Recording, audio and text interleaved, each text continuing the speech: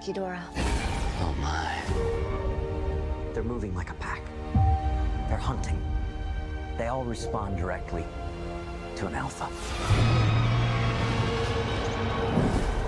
We stop this Ghidorah. We stop them all. Is there another creature that might stand a chance against him?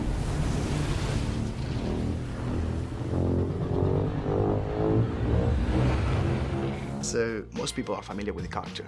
Yeah. Everyone knows who Godzilla is. Yeah, this is his 61st anniversary.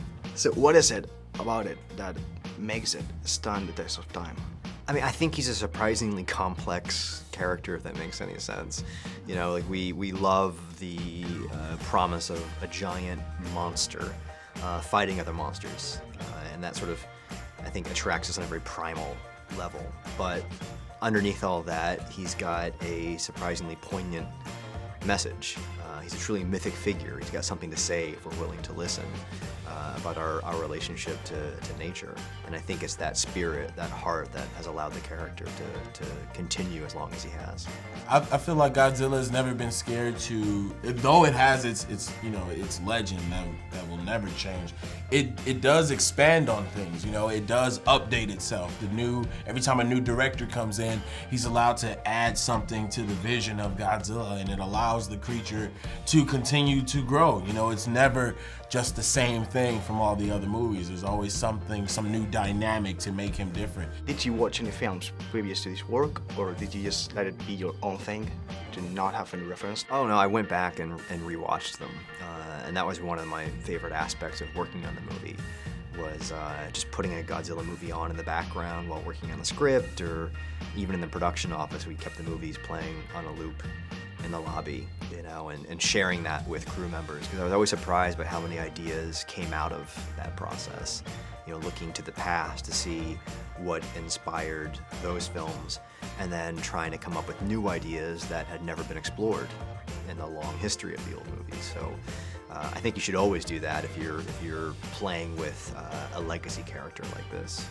So this character having that legacy, are there any references to it? Some shot or some little Easter eggs? Yeah, I really love rewarding my audience for paying attention.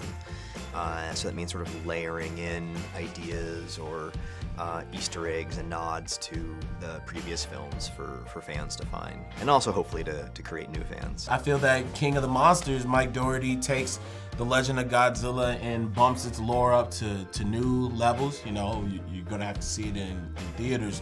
But anything after King of the Monsters, you'll be able to see what piece of Mike Dougherty is in the Godzilla legend. Now, your character has a real funny line I actually laughed out loud, because he's like, how does Godzilla get it on?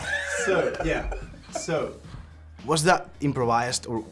Yeah, that part's in the script, but you're supposed to make things like that. Those moments, those one-liners, you gotta make them your own. Yeah, it's all about Shay timing. has the timing right. I'm charismatic. You're an actor. Thank you. I'm an actor. Now, you work on some horror productions. It's more practical effects, more smaller production. So are there any skills that you learned from working on that films that translated to a big CGI thing? Oh yeah, definitely. The two previous films, Krampus and Trick or Treat, were like the perfect training ground for this movie. Working with crews, the long hours, the post-production of it. But they did have, as small as they were and limited in budget, they still had visual effects and creatures. And so everything I learned on those movies applied to this one, just sort of much bigger. Yeah. So, Millie, you're producing your next film, and you're really young. I am young. Do you think that the film industry has some unique challenges for a young girl? There's definitely some issues with equality that we're slowly and progressively moving forward. But I think Legendary and Warner Brothers and everyone behind me and who's working with me is actually really great, because they're shining a light on youth. I am really ambitious and driven to make movies. I mean, I feel like that's what I'm here to do. I want to be part of the making. And so with this next movie, the Enola Holmes Diaries, which I'm filming tomorrow.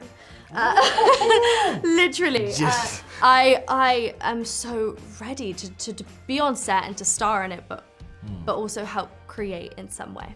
So to the new fans, what can they expect from this Monsterverse? Because you've written this film, are you writing the next installment? Oh, I did some work on the next one. Yeah. What can we expect from Kong and Godzilla? Because that's like a big promise. You talked about the promise of big monsters fighting. Well, I mean, I think the fun of seeing those two fight, just seeing them on screen together, it's something unique, and it seems like something that has been building for decades now. You know, like they feel like two old rivals that have always been aware of each other and circling each other, but have never really had an opportunity, with the exception of the old movie, you know, way back when. But I think seeing these iconic historical cinematic figures finally cross paths, there's just it's something appealing about that. You know, it's like knowing about two prize fighters finally going up against each other. So if you had to pit Godzilla against like Krampus, Godzilla. Yeah, hands down. every time. Yeah, yeah. Run.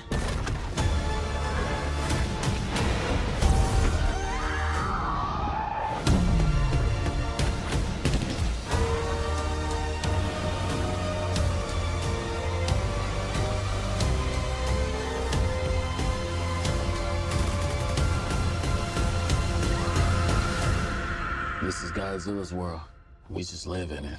Damn right.